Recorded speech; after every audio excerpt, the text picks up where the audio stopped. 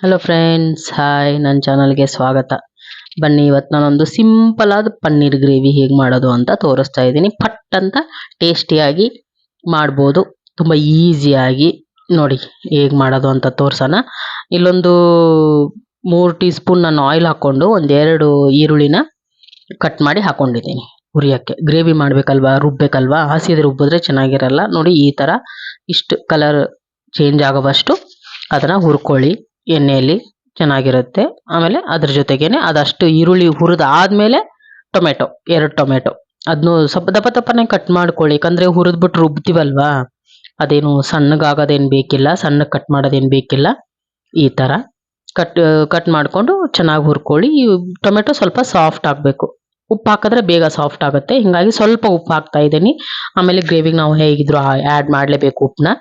ನೋಡಿ ಈ ಥರ ಸ್ವಲ್ಪ ಸಾಫ್ಟ್ ಆಗೋವರೆಗೂ ಚೆನ್ನಾಗಿ ಹುರ್ಕೋಬೇಕು. ಈ ಗೋಡಂಬಿ, ಫ್ರೆಶ್ ಕ್ರೀಮು ಅದು ಇದು ಹಾಕಿ ಮಾಡೋದಕ್ಕಿಂತ ಸಿಂಪಲ್ ಆಗಿ ಮಾಡಿದ್ರೆ ಚೆನ್ನಾಗಿರುತ್ತೆ. ಕ್ಲೋಸ್ ಮಾಡಿ ಒಂದು 5 ನಿಮಿಷ ಕುಕ್ ಮಾಡಿಕೊಂಡ್ರೆ ಬೇಗ ಸಾಫ್ಟ್ ಆಗುತ್ತೆ ಟೊಮೆಟೊ. ನೋಡಿ ಎಷ್ಟು ಚೆನ್ನಾಗಿ ಸಾಫ್ಟ್ ಆಗಿದೆ ಅಂತ. ಎಷ್ಟು ಇದನ್ನ ಸಾಫ್ಟಾಗಿ ಹುರ್ಕೋತೀರಾ, ಗ್ರೇವಿ ಅಷ್ಟು ನೈಸಾಗಿ ಬರುತ್ತೆ, ಚೆನ್ನಾಗಿ ಬರುತ್ತೆ, ಫೈನಾಗಿ. ಟೇಸ್ಟು ಚೆನ್ನಾಗಿ ಬರುತ್ತೆ, ಹಸಿ ವಾಸನೆ ಇರಲ್ವಲ್ಲ. ಹಾಗೆ ಸುಮ್ಮನೆ ಅದು ಇದು ಅಂತ ಹಾಕೋದ್ ಬದಲಾಗಿ ಇಷ್ಟೇ ಸಿಂಪಲ್ ಆಗಿ ಮಾಡಿಕೊಂಡ್ರೆ ತುಂಬ ಚೆನ್ನಾಗಿರುತ್ತೆ. ಅದು ಮಸಾಲೆ ಜಾಸ್ತಿ, ಫ್ರೆಶ್ ಕ್ರೀಮು, ಗೋಡಂಬಿ ಎಲ್ಲ ಸುಮ್ಮನೆ ಬೇಡ ಅನ್ನೋರು, ಸಿಂಪಲ್ ಆಗಿ ಬೇಕು ಅನ್ನೋರು ಈ ಥರ ಮಾಡಿಕೊಂಡ್ರೆ ಈಸಿಯಾಗೂ ಮಾಡ್ಬೋದು, ಫಟಾಫಟ್ ಅಂತ. ಏನು ತುಂಬ ಟೈಮ್ ಏನು ಹಿಡಿಯಲ್ಲ. ನೋಡಿ ನಾನು ಇವಾಗ ಅದನ್ನು ಮಸಾಲೆನ ಒಂದು ಮಿಕ್ಸಿ ಜಾರಿಗೆ ಹಾಕೋತಾ ಇದ್ದೀನಿ ಎಲ್ಲಾನು.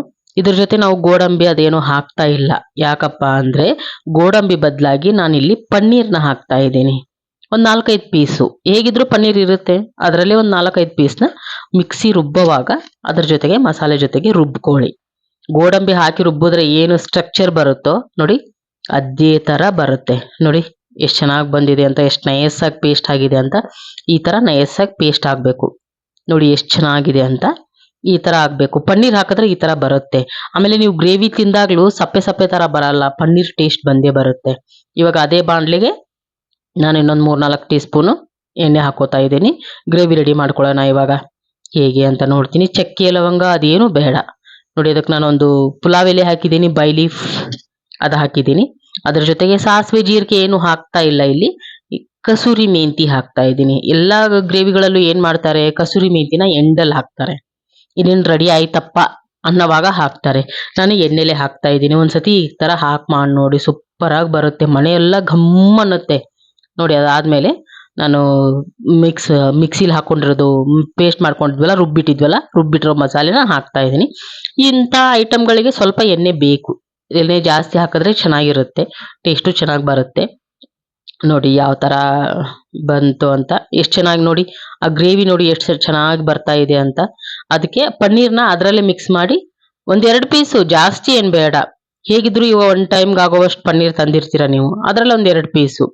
ಇದು Kashmiri chilli powder 1 teaspoon, 1-2 teaspoon, ಕಲರ್ಗೋಸ್ಕರ ಚೆನ್ನಾಗಿ ಕಾಣಲಿ ಅಂತ. ಈಗ ಕಾಶ್ಮೀರಿ ಹಾಕೋದೇ ಅದಕ್ಕೋಸ್ಕರ ಅಲ್ವಾ. ಇನ್ನೊಂದು ಅರ್ಧ ಟೀ ಸ್ಪೂನು ಅರಿಶಿನ. ಆಮೇಲೆ ಇದು ಖಾರಕ್ಕೋಸ್ಕರನೇ chilli powder 1 teaspoon, red chilli powder, coriander 1 teaspoon ಹಾಕೊಳ್ಳೋಣ. ನಾವು ರುಬ್ಬವಾಗಿ ಏನು ಹಾಕಿಲ್ವಲ್ಲ, ಬರೀ ಈರುಳ್ಳಿ ಟೊಮೆಟೊ ಮಾತ್ರ ಹಾಕಿದ್ದೀವಿ, ಅದಕ್ಕೋಸ್ಕರ.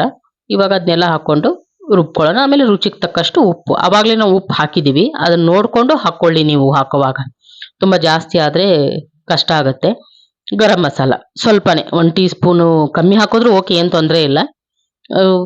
ಟೇಸ್ಟ್ ಬೇಕಲ್ವಾ, ಟೇಸ್ಟ್ಗೋಸ್ಕರ ಒಂಚೂರು ಗರಂ ಮಸಾಲ ಅಷ್ಟೇ, ಬೇರೆ ಏನಿಲ್ಲ. ಇದನ್ನು ಚೆನ್ನಾಗಿ ಮಿಕ್ಸ್ ಮಾಡ್ಕೊಳ್ಳಿ ಮಸಾಲೆ ಎಲ್ಲಾನು. ಎಲ್ಲ ಡ್ರೈ ಮಸಾಲೆ ಹಸಿ ವಾಸನೆ ಹೋಗೋವರೆಗೂ ಮಿಕ್ಸ್ ಮಾಡಿಕೊಂಡು ಸ್ವಲ್ಪ ಮೀಡಿಯಮ್ ಉರಿಯಲ್ಲಿ, ಗ್ಯಾಸ್ನ ಮೀಡಿಯಮ್ ಆಗಿ ಇಟ್ಕೊಂಡು ಅದರಲ್ಲಿ ಚೆನ್ನಾಗಿ ಕುಕ್ ಮಾಡ್ಕೊಳ್ಳಿ ಮಸಾಲೆನ. ಅದು ಮಸಾಲೆದು ಹಸಿ ವಾಸನೆ ಹೋಗಬೇಕು. ತುಂಬ ಚೆನ್ನಾಗಿ ಬರುತ್ತೆ ಗ್ರೇವಿ, ರುಚಿಯಾಗೂ ಬರುತ್ತೆ, ಸಿಂಪಲ್ ಆಗೂ ಇರುತ್ತೆ, ತುಂಬ ಹೆವಿನೂ ಅನ್ಸಲ್ಲ. ಇವಾಗ ಪನ್ನೀರ್ ಅಂದ ತಕ್ಷಣ ಏನು ಮಾಡ್ಬಿಡ್ತಾರೆ, ಚೆನ್ನಾಗಿ ಗೋಡಂಬಿ ಹಾಕೋದು, ಫ್ರೆಶ್ ಕ್ರೀಮ್ ಹಾಕೋದು, ಅದು ಮಾಡ್ಬಿಡ್ತಾರೆ. ಅದು ತುಂಬ ಹೆವಿ ಆಗಿ ಹೋಗುತ್ತೆ. ನೋಡಿ ಎಷ್ಟು ಚೆನ್ನಾಗಿ ಬೆಂದಿದೆ ಅಂತ. ಮಸಾಲೆ ಎಲ್ಲ ಇವಾಗ ಹಸಿ ವಾಸನೆ ಹೋಗಿದೆ, ಬೆಂದಿದೆ. ಗ್ರೇವಿನೂ ತಿಕ್ಕಾಗಿದೆ. ಅದೇ ಗ್ರೇವಿ ನಿಮಗೆ ಯಾವ ಥರ ಇನ್ನೂ ಸ್ವಲ್ಪ ತೆಳ್ಳಗೆ ಬೇಕು ಅಂದರೆ ನೀವು ಅದಕ್ಕೆ ತಕ್ಕನಂಗೆ ನೀರು ಹಾಕೋಬಹುದು. ನಾನು ಸ್ವಲ್ಪ ಜಾರ್ ತೊಳೆದ್ಬಿಟ್ಟು ಹಾಕೋತಾ ಇದ್ದೀನಿ. ಜಾಸ್ತಿ ನಮಗೆ ತೆಳ್ಳಗ್ ಬೇಡ ಗ್ರೇವಿ, ಸ್ವಲ್ಪ ಗಟ್ಟಿನೇ ಇರಲಿ. ಮೀಡಿಯಮ್ ಆಗಿದ್ರೆ ಚಂದ.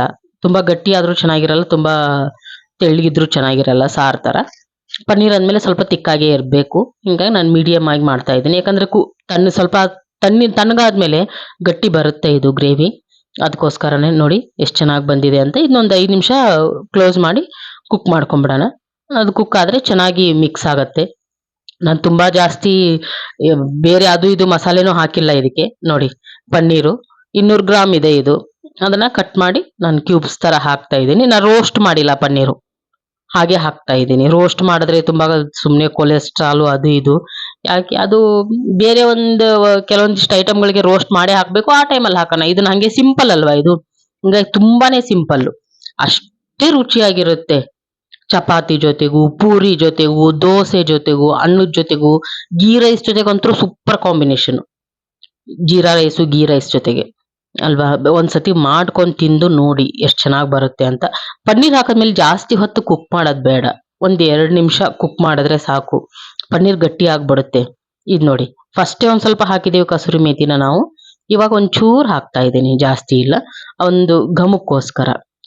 ಫಸ್ಟೇ ಬಂದಿರುತ್ತೆ, ತುಂಬಾ ಕುಕ್ ಆಗಿರುತ್ತಲ್ವಾ ಅದು, ಅದಕ್ಕೋಸ್ಕರ ಮೇಲ್ಗಡೆ ಘಮಕ್ಕೋಸ್ಕರ ಹಾಕ್ತಾ ಇದ್ದೀನಿ. ನೋಡಿ ಯಾವ ತರ ಬಂದಿದೆ ಅಂತ, ನೋಡಿ ಎಷ್ಟು ಚೆನ್ನಾಗಿ ಬಂದಿದೆ ಗ್ರೇವಿ ಅಂತ.